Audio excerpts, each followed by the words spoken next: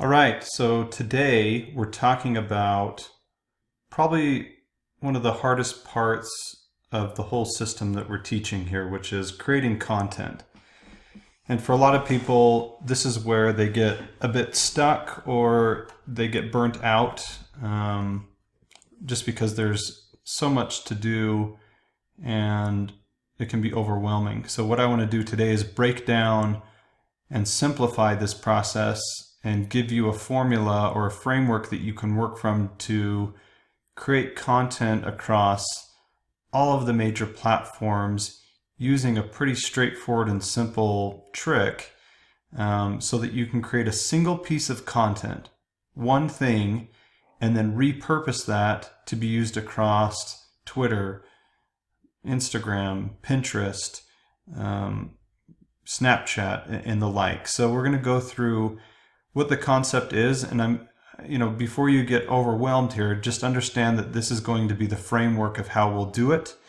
And then I'm going to go step by step with each portion of the content creation and show you how to do it and or outsource it.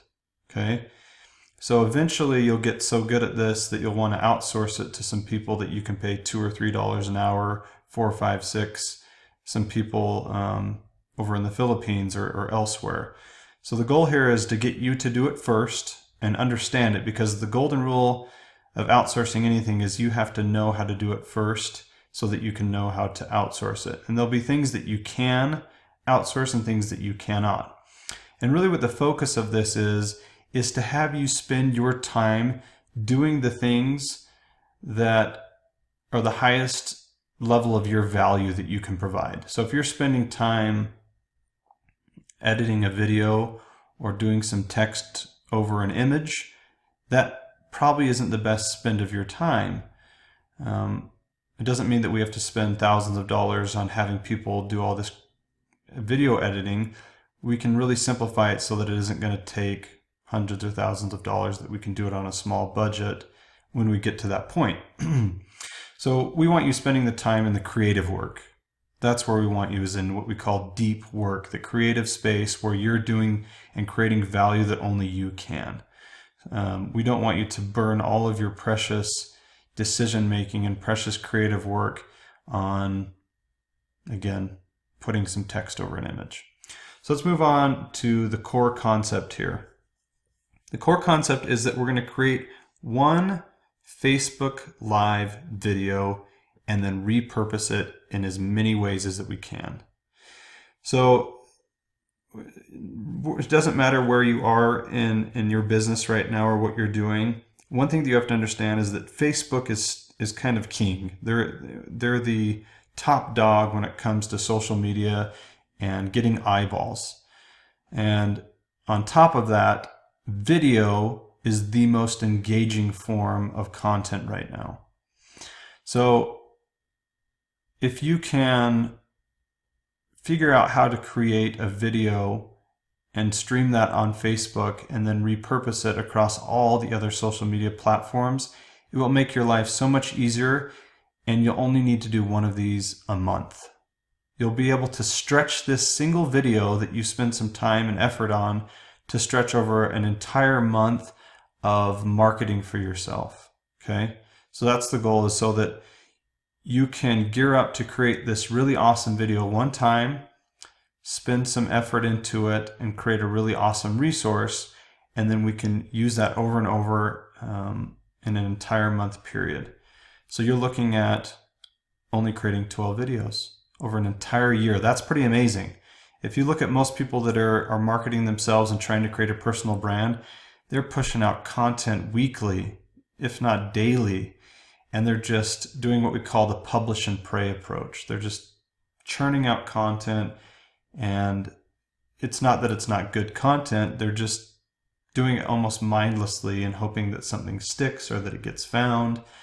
And what we're doing is a very different approach, which is part of what we talked about in previous trainings, is reverse engineering what we know, what kind of content will resonate with our audience by doing that research so that you know what kind of video to create. And part of your job is that you're following other people that are doing this. So hopefully you've found some people by now that you're following on Facebook that are doing Facebook Live videos, that are on Snapchat, that are on Instagram, that you can see what kind of images, what quotes they're posting, what kind of videos they're doing, what length those videos are, things like that. So I'm going to give you a formula here to how to create this first video. So the way that we're going to create this first video is, ideally we want it to be something that has steps or sections that would allow us to break it up into smaller pieces. So if your training or your how-to or your tips or whatever it is, if it's a single tip, walk your dog in the morning and you'll feel great, it might be hard to break that. We could try, pick up your leash, put on your sunglasses, it wouldn't be super valuable. So again, think of what you found through your research or what your expertise is and say, how can I create a 5-step training or 5-step how-to or something that can be valuable, whether that's tips or creating a recipe or what you do when you meditate, and when you wake up you do these 5 things, or again, part of your research and brainstorming should help you figure out what this Facebook Live video can be. And if you don't have any followers on Facebook, that's fine. That isn't the point of this right now, is to have 1 million people watching this video when it goes live. The purpose of this is to have that piece of content that we can then use over and over. So the example that we had with Thad in the previous training was he wanted to do something on communications, and he had a book that had like 93 different communication elements, and we kind of identified a few that might be more valuable or things that he would want to extrapolate on. What I would recommend to him is saying, great, now look at what are 5 steps in one of those communications things, like how to do the gradual smile. Can we break that up into 5 different things in a 15-minute video? You want at least 15 minutes of content. Otherwise, it'll be hard to break it up into multiple sections that we can repurpose on other platforms. So think of 5 steps that you can create a video in 15 minutes. And again, we'll break down how to do a Facebook Live video. So if you're like, I don't know how to do that, there'll be a separate training on how to do Facebook Live, okay? There'll be a training on how to do that and some suggestions if you want to use a webcam. If you just want to use your phone, you can literally do Facebook Live from your phone now. So you could set up some things in your house or outside. You could have a whiteboard. You could have, if you're doing a recipe, you have the ingredients or whatever it is, you can create a video from a webcam or from your phone now, okay? So think of 5 steps, something that you could fill 15 minutes of content with. Now, here comes the exciting part, the secret behind all of this, is now we go over to Instagram, and what we can do, and again, we'll do a separate training and I'll show how to do step-by-step on this, but we take that video that we created that's now living on our phone, or that we have now on our computer, and we can break that up into 10 different videos, little chunks. We're pulling now parts of that video that we can separate into 10 different videos. And these could be anywhere from 1 minute long, 2 minutes long, 10 seconds long. The length is whatever's relevant to the piece that you're sharing that we break up. So if you're doing a recipe or how to communicate or how to bake a cake or how to feel empowered in the morning or how to paint a fence, whatever that is, we want to now say, okay, we had 5 steps, so that could be an easy one, is we just pick out one part of each step for 5 videos, and we need to create 5 other ones. Maybe it's something funny, maybe it's something engaging that was in there, maybe it was inspirational, a blooper, so we can break up and find those 10 videos. That's why if you have 15 minutes of video, it makes it much easier now to break that up into 10 different videos. It doesn't mean that each video is getting, a minute, whatever. It's that we're making whatever is relevant to that section. So there'll be different links for each one.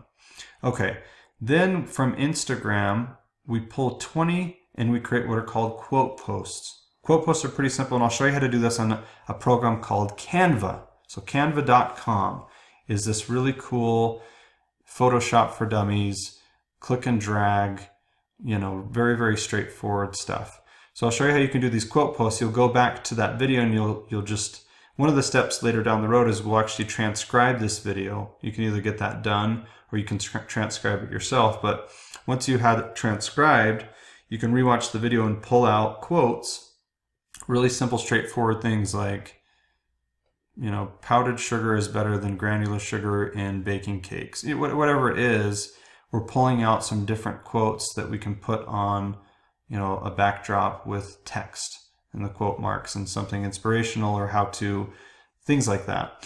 So now we have 10 videos that we pulled out and 20 quote posts.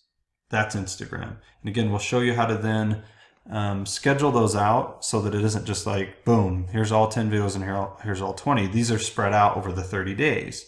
So there's some cool programs that we can use after you've created those 10 videos to say, I'm going to upload all 10 and have those now drip out every, 2 or 3 days, whatever it is. 20 quote posts, same kind of thing. We intersperse those. Okay. The nice thing about this method is if people are following you on multiple platforms, it doesn't feel so much like, boom, suddenly, I get hammered on all my social media with this single video on the same day every day. It's like, okay, I saw it on Twitter, I saw it on Facebook, I saw it on Instagram, thank you very much, I now saw your video.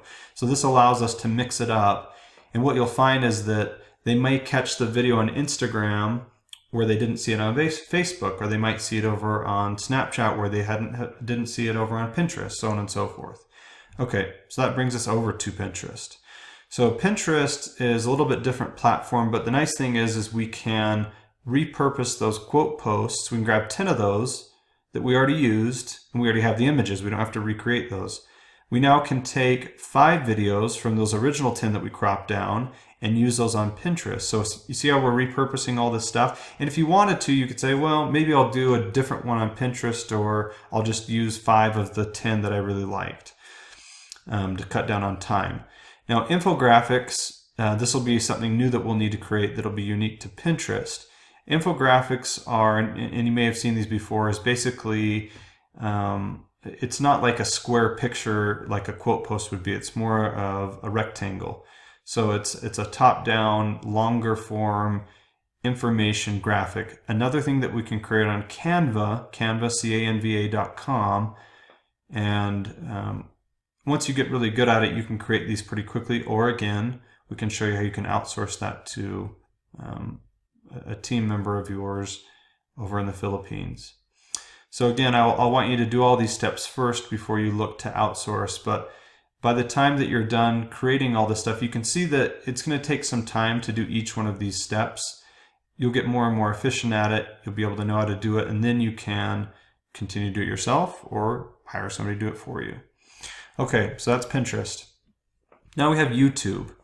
YouTube is different in their format, but again, there's some nice tools that we can use to edit and create 5 2-minute videos. So for this one, YouTube can be a really awesome source of traffic for you, and we'll want to spend some time and effort creating some really YouTube specific videos, okay?